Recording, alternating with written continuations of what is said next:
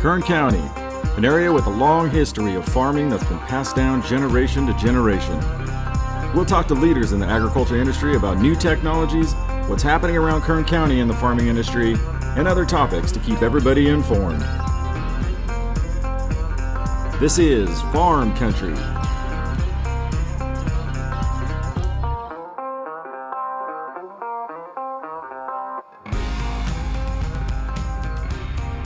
You know, when I started off, my mother's side were all farmers, and so on my mother's side, I'm a third generation farmer, but you know, my dad passed away when I was a teenager, and I went through college and got a degree in agriculture, and I became a farmer. My wife, her father was an organic gardener, and together we put together this Murray Family Farms concept. Right.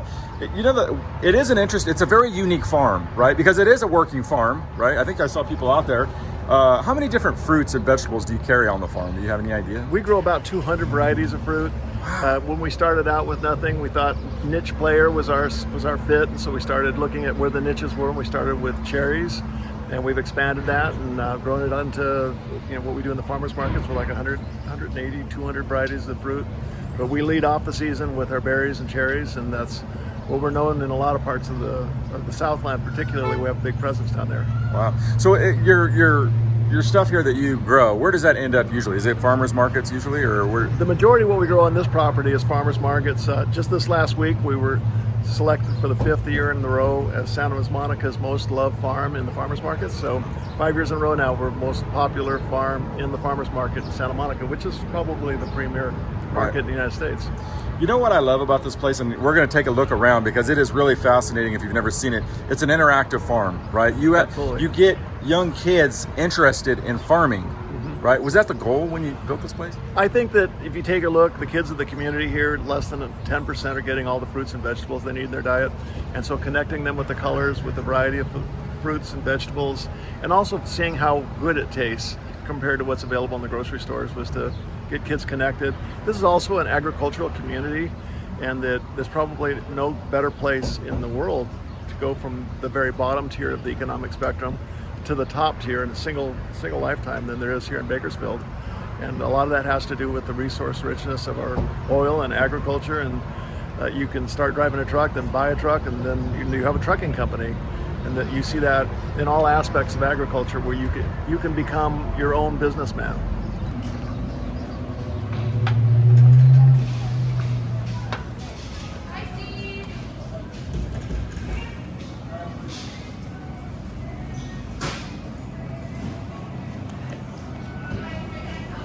So a lot of people think when they go to a fruit stand that the guy that has the fruit stand is actually growing what he's selling. And we're one of the rare cases where we actually are growing what we're selling here. So, Wow.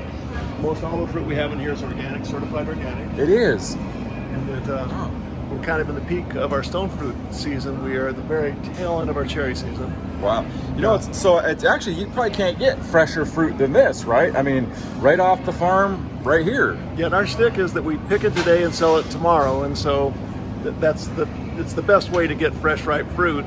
And right now, you know, with our infrastructure, it's better for us to pick it and sell it than try to put it into cold storage and sell it later, although it's much less efficient. Wow. So let's take a look at what we got going on right here. This is kind of neat. So all this stuff, most of the stuff here was on the farm, right? Everything here is on Everything, the farm. okay.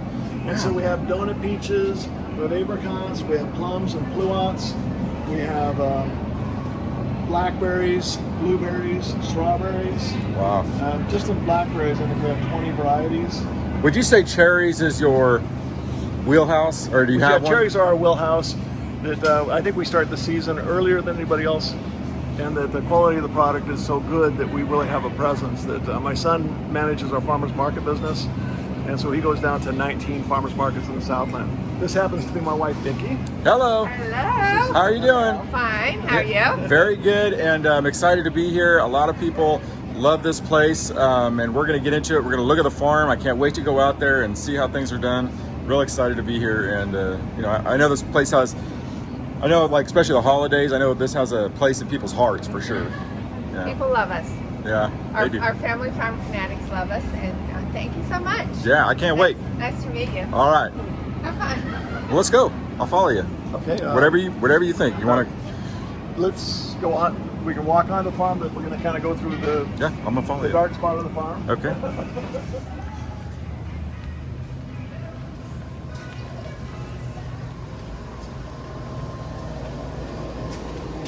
Right in here, this is our staging area. Staging, so they'll come from the farm into here, right? And today's Friday, so the end of the day, this will be plugged up, and the next one over will be plugged up. Wow. By tomorrow morning, it'll be completely empty. And then tomorrow night, it'll be plugged up again. And then Sunday morning, it'll be empty. Wow. And then on Wednesdays and Thursdays, we do it again. So You moved through that much stuff. move through a lot of stuff. Wow. All right. It really is quite surprising that. I would imagine that you have a lot of loyal customers. Is that wrong to say? No, we do have a lot of loyal customers here and in the Southland. Really? From That, yeah. Okay. And surprisingly, when the tours were coming through, that we had Chinese and Korean tours, and they would say, you know, in Korea you're very famous, and that we were on the must-stop list of Korean tourists coming to the United States. Yeah. Right with Disneyland. Wow. I will say this, you know, every time that we go to Las Vegas or, you know, and we always stop here. It's like, oh, we got to stop there, right? Because it's like one of the stops coming into town. We appreciate that. Sometimes people say, you know, I've never stopped. I think, okay, you should. So like a number of smaller farmers in the industry, we have grown, adding on to become a medium-sized farm in Kern County. But we're considered a large farm because of our output, the employees that we have, the businesses that we're involved in. And that when COVID-19 came in, that people had to take a look at what their strong suits were. And so there were some businesses that said, we're going to stop going to farmers markets and we're going to double down in our UPIC, or we're going to double down in our community supported agriculture box and only sell boxes. For us, we felt that one of our strengths was our presence in the Southland and some of the best markets. And so we planned a strategy to get away from scales so that we could get throughput, and came in with 3-packs or other packages where there's no weighing and change. And it really worked well for us. So yeah. This year that we have actually, in the farmers markets, done as well or better than we have done historically. And it's because we've been able to get the throughput. And I think that down in the Southland, in the center of Santa Monica, Hollywood, some of the places where the rioting was taking place, we literally had people sacking buildings behind us. And the best day of our year selling fruit in the front. Really? And that it's really been macabre. But we've gotten tremendous support in the Southland, and that people are buying a little bit larger container and lasting, you know, half a week or a week's worth of fruit. So we've gotten tremendous support, and we really do our best to also support the Southland farmers market industry. So, do you think some of the stuff that's happened during COVID might have some changes that might be permanent for you guys, or you've learned, you know what I mean? Maybe a way you do business. Like it's more efficient, that we learned through the COVID that we might keep some of these things? I think it's caused everybody to take a look at what they're strong at and what they're weak at, and really, you know, it's easy when things are going well to not pay attention to the details, but when things become more difficult, you pay attention to the details and you come out of that stronger. And that in agriculture, we're going to see this industry survive. I don't know that there's another industry that I would rather be in, and that many of the things that we do are considered essential businesses. At this location, we have a Chevron station, so we sell fuel. Our kitchen, we were allowed to have grab and go. Our store is considered a fruit stand, and so we were allowed to keep the store open. And farmers markets were deemed essential as well. So all of those things allowed us to open up and expand. Conversely, on the tourism side, that we were open 360 days of the year for people to come pick fruit. But it was really during our festivals that allowed us to have the staff to do that from the profits from festivals. And when we could no longer have groups of 10 or more people, that we shut down farm access. And it'll open back up for October. But that, you know, right now we have to closely look at, do we just keep ourselves open year round and have staff hoping for business to come in as opposed to open for business? And so we love the ability for people to come out and pick and eat the fruit. I think we're going to do it in the future once this calms down more, if it's peach season, have a peach festival, or cherry season, a cherry festival. But I don't know that we will be open all the time for people to come on the farm and you pick. Yeah. Well, let's take a look at some of the stuff over here. What is this thing right here? Now, the kids love it, right? I mean, this is a 66-foot jump pillow, and that you know, the kids jump out. The farm has been shuttered for 10 weeks now, and so we're just starting to go through and do our cleanup to get ready for October. Yeah. But it's a 66-foot jump pillow, and we put it in here, and then we had to put a pole barn over it in order to keep it cool enough to where the kids didn't stick. Yeah. Vinyl gets hot when it's in the sun, right? Yeah. And when you go in this business, it's kind of beyond all reason or logic, because every year you have dreams of new venues that really absorb whatever it was you made the year before. And so it truly is a philanthropy, even though some days in October it looks like, boy, this has got to make money. The reality is that when you look at the whole picture, that we continue to make a major contribution to the quality of life here in Bakersfield, and that we're planning on continuing that as well. Love it. Love it. I'll follow you. You know, picking your own fruit kind of has I don't know, you kind of appreciate the fruit a little bit more when you pick it. Is that wrong? Well, it connects you with the food you're eating, and that, really, there's nothing better than to pick a ripe peach and eat it and have it spill all over your shirt. That there's an experience there that you don't get when you get a grocery store, fruit that's maybe has 1,000 miles on it, and was picked green ripe, and then preconditioned in order to be soft. Yeah. That once you pick a piece of fruit, it does not get any sweeter. Yeah. And so if you really want to get the high brix fruit where the sugar and acid balance is right, it's tree ripe fruit, and that's a reason why a lot of people go to the farmers markets and come here to our store, and that a lot of people right now would prefer to be outside in the open air, and that some people got out of farmers markets. We doubled down, and for us, our strategy worked. We're front loaded on fruit, so we hit right in the peak of the COVID activity, and so the social distancing, everything that was required to make this work, we planned it and executed it, and felt like it was one of those situations where things went as well as we had hoped they would be. Yeah.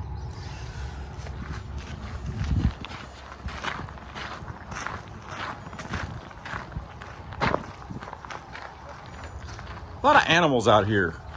We have animals that are they're farm animals for the petting zoo. So over here is our petting zoo,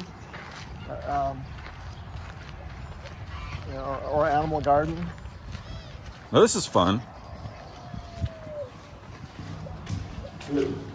Now, do you have artists that come through here and do this stuff, or? Well, we have Mimi Ramos. She also does a lot of the Hispanic folk dancing classes and demonstrations in town with her mother, and so she's just a great artist, and so she works in education as well. But when she's off on weekends and whatnot, she comes and does a lot of the art that we have on the signs and paintings that you see. My son is a rare fruit explorer. He's traveled around the world. I think he's been to 78 countries, and he's got a permit to bring back small seeds that are not agricultural crops here in California, and so he has maybe 4,000 varieties, 2,000 species, and so we're always looking for the new next big thing, and so we're in the process of bringing things out of the greenhouses and into the field that we think will survive here, because we're kind of in a zone 9 here where we have good weather and sometimes doesn't freeze at all. So they're always kind of creating fruit too, right? I mean, the hybrids of fruits, right? I mean, they're blending them together. I mean, I know Knott's was big on that with some of their berries, and that's still happening, right? Oh yeah, I think that the phenomenon that we're seeing, especially in the fruit production, is that it used to be that there was Navel and Valencia oranges, there was 2 colors of grapes, and now with the breeding that is going on with USDA and California breeders, that we have crosses between plums and apricots that create pluots and apriums. We've got crosses with cherries and plums, and they're called cherums. We have crosses between peaches, plums, and apricots, and they're called picatums. Wow. And that we've got 4 varieties of cherums and several varieties of freeway crosses.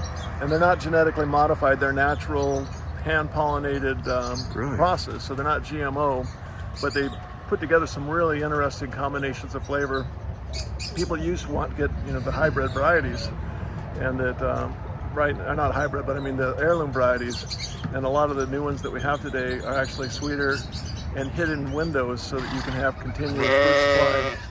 That are in our peach season, it lasts 6 months, and our nectarine season is 6 months, and our stone fruit. Wow. And our berries too, so we're able to stretch it out and continue to have an offering. Yeah, a lot of science. Yeah, a lot of science. It's a very technical industry, and that a lot goes into it. Yeah. All right.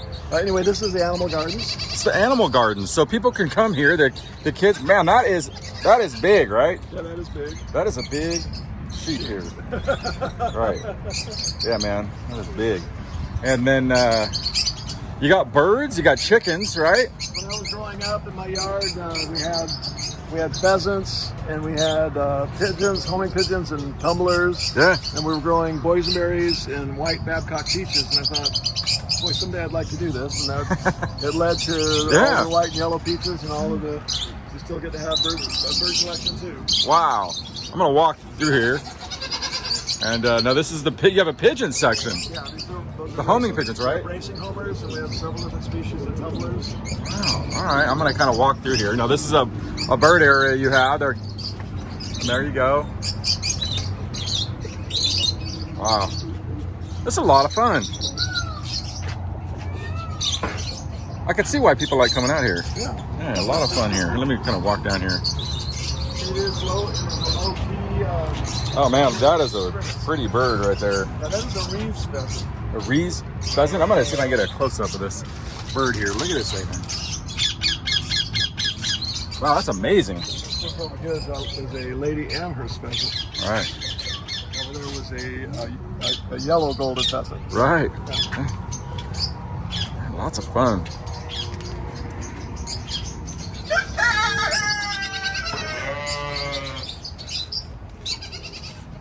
Did I hear peacocks here, or my? We have peacocks over in the second cage.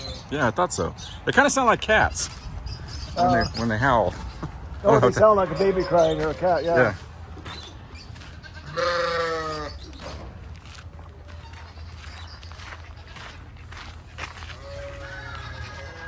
You got some ducks here. Yeah, we do duck races, and so we have Indian runner ducks. Wow. And so when we do the duck races, the runner ducks. And you got sinks here. Hand washing, because when you leave this area, you need to wash your hands. Okay. Everything is really artsy. Yeah, that's my wife's influence. Yeah. I think when we first moved out here, a friend came and said, "I'm a farmer. I want to plant everything in straight rows, and that some areas need to have curves and character, like landscaping." Yeah. I mean, it's a visual treat being out here. I mean, there's colors everywhere. You can see here, man. This is a lot of fun over here. A little ball toss, right? Surprisingly, one of the most popular things. We do have a vortex, but over here, this is a slide hill made out of synthetic turf, where you just slide down the hill on cardboard, right? On cardboard. One time we went to the Santa Barbara Zoo, and we didn't see any children, and we finally found them, and they were all sliding down a turf hill, and we said, we'll just do that too. Now this is one of the really neat exhibits you have here, and that is the butterfly. This is the butterfly house. This last year we converted it into a popcorn pool where kids could swim in the popcorn. Really? With COVID now, we're going to have to repurpose this one more time, because we just can't have kids repeatedly going into popcorn with the current pandemic. Yeah. With Behind us we have Spookly is the anti-bullying mascot, and so right now this was for an Easter egg. The signs in here makes it an Easter egg trail. Easter egg trail. But in October it is Spookly, and he's a square pumpkin, so it's about anti-bullying messages. So wow. We have our slides. Yeah. Come over here. This is part of our blackberry patch. Blackberry patch? We have boysenberries, lullaberries, loganberries, marionberries. This is right here. Black raspberries and blackberries. And so they start at that end and they progress as the season progresses. And so when you start getting over here now with the Chickasha and the Triple Crown and the Chester, these are our later season blackberries. Whoa. We have them on a rotating trellis system. Wow. So if you look in here, right now this has just been picked, so the crew's just gone through here. Now I actually have some of these in my backyard. I never know. When is the optimum time to pick these? On blackberries, when they're black. As soon as they're black, you pick them? Yeah. Okay. Well, that's if they come off easy, if you pick them and they separate, if they come off, then they're ripe. They are. Okay. Now, I would imagine that the longer they're on the vine, the sweeter. Is that true or not true? Everything gets sweeter the longer it's on the vine, until it turns buff, and then and then passed. Stay tuned for part 2 of our interview at Murray Farms on Farm Country.